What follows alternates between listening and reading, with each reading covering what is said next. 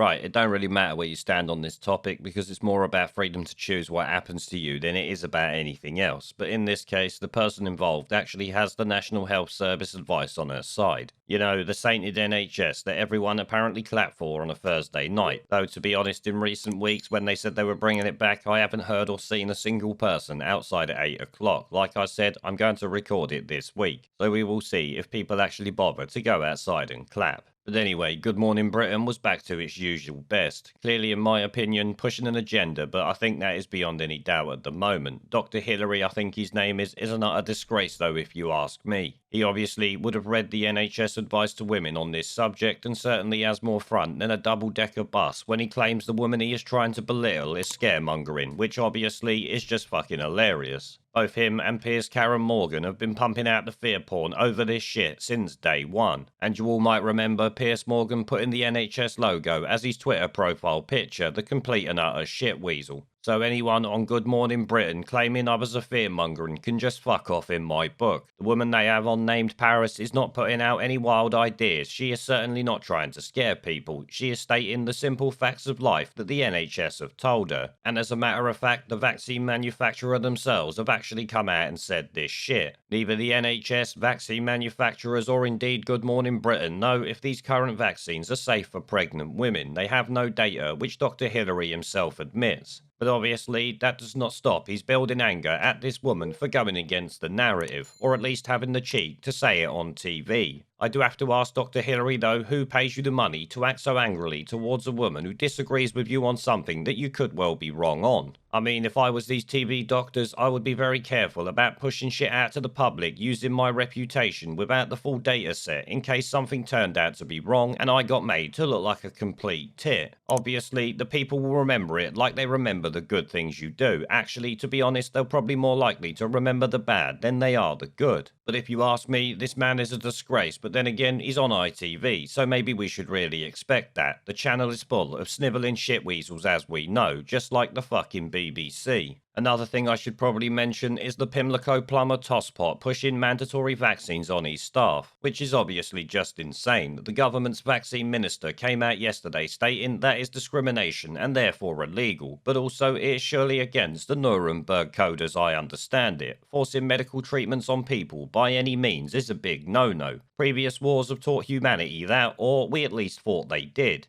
Now, something else about this clip I want you to pay attention to is what Piers Morgan said at the very end, that I have to say is a bit suspicious. He seems to suggest something might change in 5 months' time. I wonder what that could be and what event is happening in about 5 months' time. Possibly the one down in Cornwall, perhaps. Does he know something we don't? I would suggest maybe he fucking does. Anyway, watch the clip and let me know what you think. Why would you not have? Well, because Paris has just made a point about if you are planning a family, there is people have no concerns hypothetical about the mechanism effect on whereby fertility. fertility would be affected by this vaccine. There's no hypothetical mechanism why it would be. There's no data to suggest it would affect your fertility. This is scaremongering. No, it's not scaremongering at all, Dr. Hilary, because as you know, and you're quite rightly that pregnant people and people that are planning have been advised not to take the vaccine. Only because there's no data available yet. That's advised. So don't give incorrect information. Routine vaccination in pregnancy is not advised at the moment because there isn't sufficient data yet to say that it should be given. But if people feel that they're more vulnerable, because they're on the front line in the NHS or because they're clinically extremely vulnerable, then it's suggested that they can talk to their healthcare professional. I tell you what, here's how we'll do the deal. I will not require any pregnant female plumbers to come to my house and be vaccinated. How about that as a settlement? Exactly, that's a great settlement. Therefore, OK, Charlie, you're not allowed to have any pregnant women on your books coming into people's homes for the next 5 months.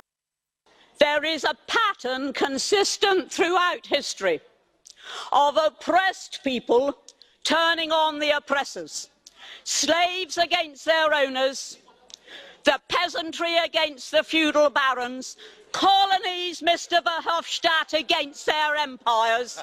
And that is why Britain is leaving. And it doesn't matter which language you use, we are going and we are glad to be going. We're off.